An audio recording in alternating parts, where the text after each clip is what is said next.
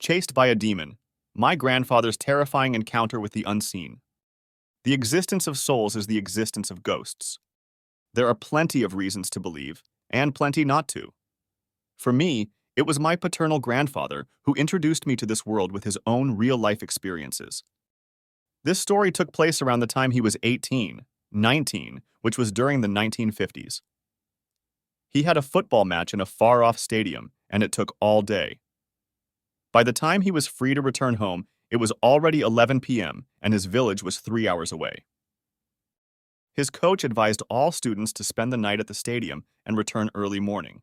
But due to the hot blood of youth running through his veins, my grandfather and his friend decided to leave at night itself. The prospect of late-night traveling thrilled them, as it should thrill any person of the age. They left and took a bus. The bus left them at a distance of 5 kilometers from the village. They were to walk that distance, for there were no taxis available during that age.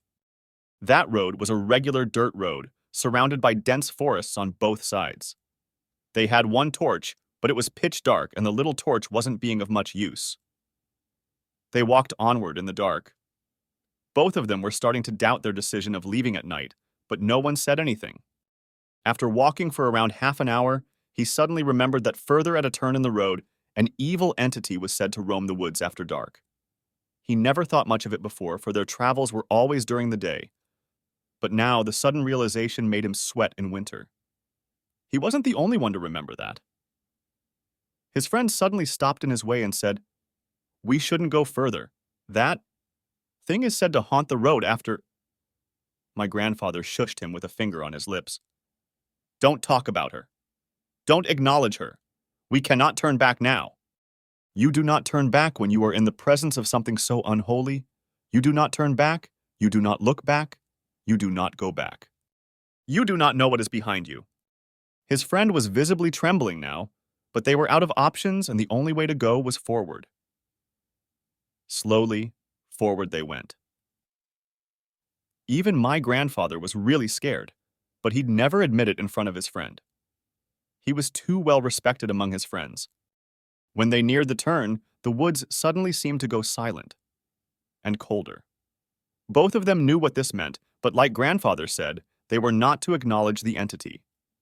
They were to pretend they didn't know of its existence, and they were unaffected by it. Now the turn was in sight of the torch they carried.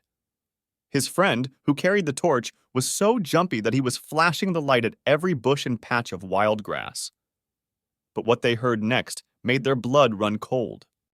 In the eerily silent and cold place, the thunderous sound of breaking branches filled the woods. They froze at the place, but neither looked up. "Keep walking." Their eyes met.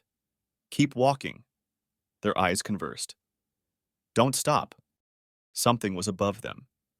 Something that wanted to harm them. They felt it. They felt in coldness in the air, and its eyes upon them. Branches were breaking above their heads as they walked. It was coming along with them. It would follow them into their lives, into their bodies. It wanted to kill them, they knew. "Don't acknowledge. Don't let it know that we know. Keep walking. Keep walking." Now the sound was coming closer, lower. They could feel it descending the trees, coming towards them. His friend looked at my grandfather. Their eyes met. "He'll break," my grandfather saw. "He's going to run." He ran. He screamed, and he ran. And now it knew.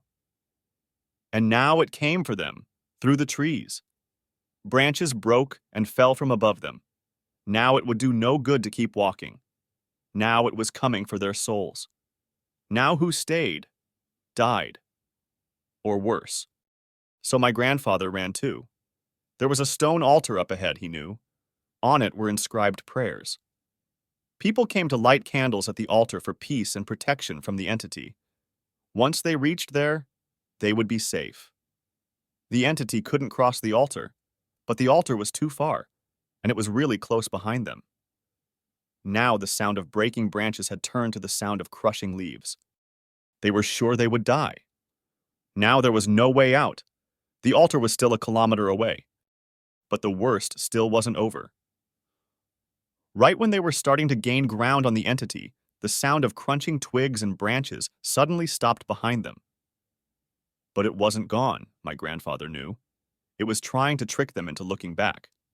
And if there was one rule to never break in the village, it was never look behind you.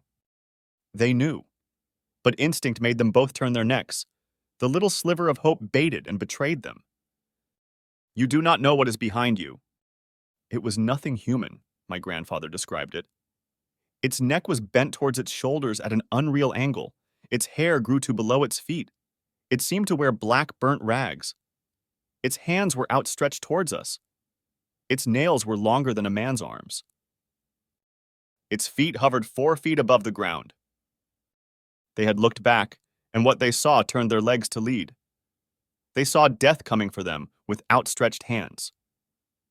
In that moment of stillness, that thing which was 20 feet behind them before was now right before them. My grandfather found his wits faster than his friend. Immediately, he closed his eyes and was chanting a prayer, the Gayatri mantra that came naturally to his lips. When he opened his eyes, that thing wasn't before them. But branches broke above. It wouldn't leave them that easily. Run! He cried at his friend, who was just staring into the foliage above him as if trying to find her again. He looked at him, wide-eyed, and they ran as fast as their legs could carry them. Tears were running down both their faces now. All respect and dignity was forgotten. They were openly screaming the names of whatever gods they could remember. And they ran. They ran for their lives. The sound of breaking branches turned into the sound of snapping twigs once again, then disappeared. But now none of them were fooled, or they were too scared to listen. They ran, and that's all they remembered to do. The altar was in sight now. The dying candles gave away its location even from far away.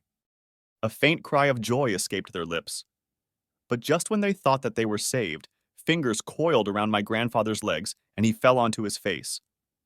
He tried to shake his legs free, but he was being pulled back with a force he couldn't dream to overcome. His friend cried his name but didn't stop and screamed and ran even faster. In that moment of drowning dread and fear, my grandfather suddenly remembered who the altar was offered to. His name was Chaksal Baba, a positive entity that used to house this area 100 years ago and protected travelers from this demon that roamed the woods. After he passed away, the altar was set up as a prayer of protection to him, and he was still said to help those who remembered him. He doesn't remember what happened in that moment. He had no clue of his surroundings as he prayed, and when one prays in fear as true as the fear of death, his prayers run true and his calls are answered. He stopped praying when he heard a voice behind him. "Why are you scared?" the voice asked. "Come, I will guide you." My grandfather realized that he wasn't being dragged anymore. There was no more noise of snapping twigs or breaking branches. The forest was calm, serene. He lay face down on the dirt road at the same place from where they had started to run. It almost dragged me back to its place, he thought. He was still shivering with fear and didn't dare to glance behind him at the voice. But as he stood, he saw the outline of a 7-foot-tall man wearing a stark white dhoti. He shivered and looked ahead, and started walking. The man silently led him back towards the altar, neither speaking a word. Soon the altar was in sight, and he could see his friend kneeling there, praying. He was too scared to continue onto the road by himself, and had decided to wait for dawn. He screamed when he heard footsteps, but soon he saw that it was my grandfather. At this point, my grandfather ran and crossed to the other side of the altar and glanced back at the Baba to see no one. "I took you for dead," his friend said, both of them sobbing now. "How did you get away from her?" "Chaksal Baba saved me," grandfather said. "Didn't you see the tall man in white coming after me?" "I saw no one," he said. That incident left them so shaken, and his friend caught a fever that lasted for weeks, and my grandfather took to learning rituals and mantras and started doing siddhis to learn to safeguard himself and his family from these unholy spirits and demons. After 70 years, today the altar has been turned into a small temple, and candles are still lit there every evening. After urbanization of the area, the demon was never seen again, but the circle of tall banyan trees it used to haunt still exists to this date. Chaksal Baba protects even from thousands of kilometers away. If you feel eyes on you while reading this story, pray to him. For this story is true, and so is Chaksal Baba. But do not look back. You do not know what is behind you?